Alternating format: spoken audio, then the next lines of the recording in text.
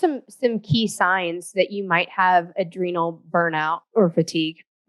So one of the main ones is waking up in the morning feeling like you haven't slept. That's a big one. And then there's a classic 3 p.m. crash. Many times people also wake up at 3 a.m. There can be cravings for salt. Yeah. And also a lot of lightheadedness, especially with, going from a lying to standing position, can lead to pretty classic symptoms of what feels like just dizziness, orthostatic. They describe it as symptoms of just, I need to take a minute. I feel like I'm getting a little black when I stand up, especially too quickly. And being very sensitive to whether or not you've eaten. So kind of a roller coaster where I can't go too long without eating, or I'm going to feel really hangry, and those types of symptoms that can also be an adrenal, symptom. Okay.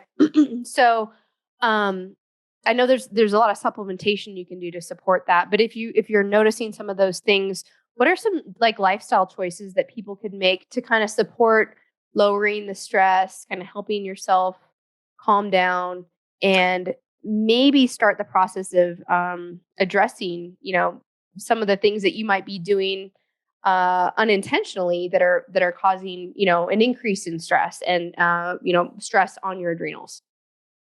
So I think there's a couple things you can do that are more lifestyle mediated, like what I was saying in regards to eating. So somebody with a real significant adrenal exhaustion should not be fasting, because it will just trigger more stress. So getting to know where your body's at, and maybe if you are really crashed, understanding that actually eating every couple of hours, you're more likely to not gain weight, which seems counterintuitive, but like dialing into the food related piece, using some sea salt in your water can really help a tired adrenal gland.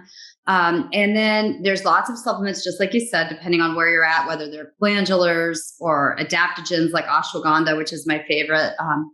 Those can be utilized to help. Lifestyle wise, I think some of my favorite tools are something as basic as journaling. It seems passe and everybody's talked about it, but there's something about the pen to paper that actually does trigger relaxation in the brain. And I have different ideas on things to journal that we share with our patients.